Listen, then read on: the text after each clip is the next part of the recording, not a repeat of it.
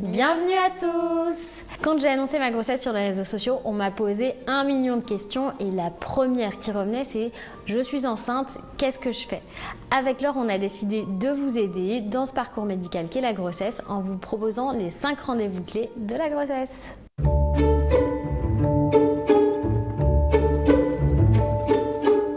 Quand on découvre qu'on est enceinte après avoir fait pipi sur le petit bâtonnet, tout de suite, on est entre joie et panique quand c'est la première fois. On ne sait pas trop comment faire. Du coup, la première chose à faire, c'est de prendre rendez-vous chez une gynécologue ou un gynécologue ou une obstétricienne.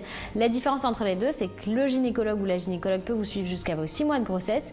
Passé les 6 mois, vous devez être chez un obstétricien ou une obstétricienne. Si vous faites le choix d'accoucher dans le public, vous ne choisirez pas votre accoucheur. Si vous faites le choix d'accoucher dans le privé, vous allez pouvoir choisir cet accoucheur. Personnellement, j'ai fait le choix du privé pour choisir mon accoucheur. Laure, toi, tu as accouché dans le public, donc tu n'as pas choisi ton accoucheur. C'est vraiment un choix personnel. Maintenant, pendant ce tout premier rendez-vous, vous allez avoir une première prescription qui est une prise de sang. Cette prise de sang va permettre de dater votre grossesse bien mieux qu'une toute première échographie parce que, attendez, je vais vous la montrer parce que je vais la voir, la première échographie. La toute première échographie que vous aurez de votre bébé va ressembler à ça, donc à rien du tout, à une poche en gros dans votre utérus. Du coup, elle ne va pas permettre vraiment de dater. Par contre, la prise de sang va calculer les taux que vous avez dans le sang et va pouvoir vous dire à combien à peu près vous êtes, si vous êtes bien enceinte et compagnie. Alors la petite chose en plus que vous pouvez faire par rapport à cette prise de sang, c'est demander à la faire 2 fois à quelques jours de décalage puisque l'échographie se déroule généralement au premier trimestre et donc pendant ce temps-là, vous ne savez pas trop comment ça évolue dans le ventre, vous êtes souvent un petit peu soucieuse de savoir que la grossesse se développe bien et du coup de voir votre taux augmenter entre les 2 prises de sang, ça vous permet de vous rassurer, donc de savoir que bébé grandit bien à l'intérieur. Parce qu'on n'a pas forcément à 100% une écho de datation. Moi, je sais que pour Eden, je n'y ai pas eu le droit. J'ai dû attendre l'écho du premier trimestre et du coup, c'est un petit peu un moyen de se rassurer en attendant les 3 mois et bien que bébé grandit à l'intérieur. Oui, de toute façon, l'écho de datation, on ne voit rien du tout. Par contre, il y a une chose qui est très importante, c'est que lors de ce premier rendez-vous, on va vous demander la date de début de vos dernières règles. À partir de cette date, on va déterminer à combien de semaines d'aménorrhée vous êtes et non pas de semaines de grossesse. On parle en SA.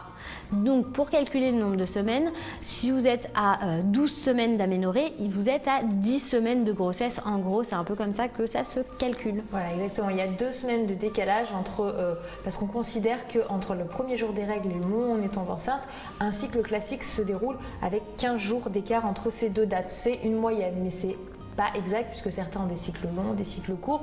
Donc c'est une notion globale puisqu'on parle d'une date prévue d'accouchement, une DPA, qui est en réalité approximative à quelques jours près, voire même quelques semaines suivant comment bébé décide bien simplement de sortir. Tout à fait. Il faut savoir aussi, c'est qu'en France, on compte le nombre de semaines de grossesse à 41.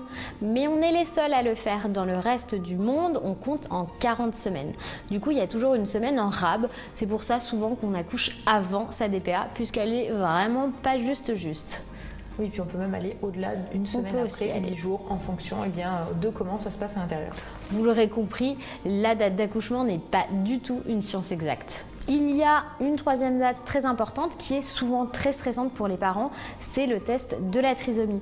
Vous avez la possibilité, si vous rentrez dans certaines conditions, de refuser ce test, mais sachez qu'il est très important puisqu'il va permettre de déterminer si l'enfant est porteur ou non du gène de la trisomie. Généralement déjà, ça se déroule en 2 étapes. Lors de l'échographie, on va vérifier la clarté nucale. Fou. Ça remonte à plus de 2 ans, je commence à moins. La clarté nucale va permettre de déterminer dans les calculs le taux en fait de risque que l'enfant ait ce gène de la trisomie 21 plus particulièrement. Ensuite, en fonction de cette échographie, on va derrière faire un test, dans tous les cas on le fait, sanguin pour déterminer encore une fois de façon plus précise les risques que l'enfant porte ce gène et dans certains cas exceptionnels, on va même jusqu'à faire un prélèvement dans le ventre auprès de bébé pour s'assurer à 100% que bébé porte ou pas. Ça dépend de l'âge de la maman, de précédente grossesse, de beaucoup de choses. Ce test se déroule au cours de votre deuxième trimestre. Les dates vous seront données par votre médecin puisqu'il est à faire à un moment assez précis en fin de compte. Et les résultats ne sont communiqués que via le médecin. Vous ne recevez rien à la maison tant que vous n'avez pas eu la confirmation de votre médecin, puisque c'est un résultat compliqué à déterminer si vous ne l'êtes pas, et surtout en cas de nouvelles un peu compliquées à annoncer aux parents si le taux de risque est trop élevé, c'est quand même beaucoup mieux d'avoir affaire à son médecin. Ensuite, on continue avec les échographies, puisqu'au global, vous en avez 3 d'obligatoires pendant votre grossesse. Suivant les personnes, vous pouvez avoir la chance d'en avoir une tous les mois. Ça dépend des personnes qui vous suivent et puis aussi de si vous êtes dans une grossesse à risque ou non. Là, ce qu'on vous énumère, c'est dans la grossesse classique. Une grossesse à risque, le suivi sera beaucoup plus complexe et beaucoup plus régulier. Mais du coup, cette deuxième écho, c'est l'écho de morphologie. Alors celle-ci, on l'attend beaucoup parce que pour les parents qui veulent savoir si c'est une petite fille ou un petit garçon, c'est à ce moment-là, généralement, qu'on est sûr du sexe du bébé, puisqu'à la première écho, on donne un pourcentage de chance, mais du coup c'est pas sûr. Mais cet écho aussi permet de s'assurer du bon développement de tous les organes du corps du bébé. On va compter les doigts, on va vérifier le cerveau, on va vérifier les ongles, on va tout vérifier. C'est une écho qui est assez longue. C'est la plus belle écho que vous allez faire pendant votre grossesse. Je vous montre un petit extrait de la mienne.